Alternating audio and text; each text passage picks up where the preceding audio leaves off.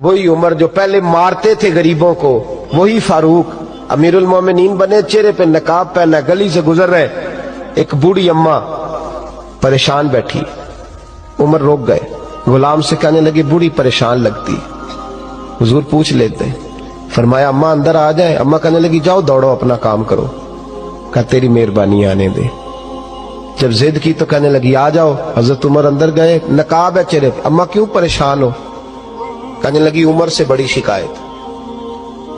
کیا ہوا؟ کہنے لگی بوڑھی بھی ہوں، بیوہ بھی ہوں، بے اولاد بھی ہوں، 25 دینار کا قرضہ چڑھ گیا، 3 دن ہو گئے روٹی نہیں کھائی، عمر امیر المومنین ہے، اس نے میرا حال ہی نہیں پوچھا۔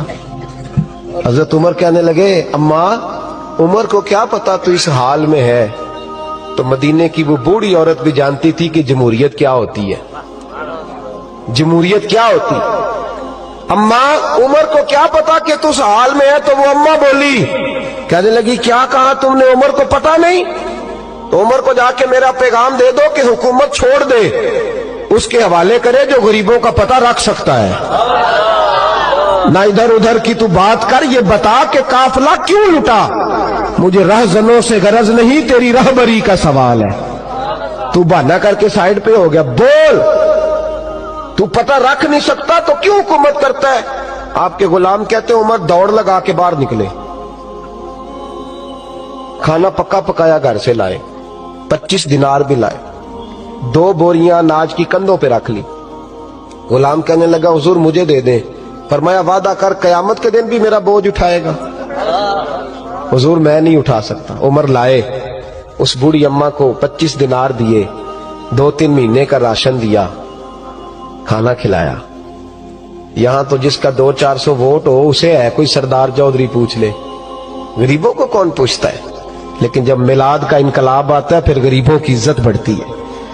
حضرت عمر اماں کے پیروں میں بیٹھ گئے، کہنے لگے اماں چل عمر کو میری خاطر معاف کر دے۔ تو اماں نے ایک لفظ کہا تو آپ کے غلام کہتے ہیں عمر کو اتنا روتے کبھی نہیں دیکھا جتنا عمر آج روئے۔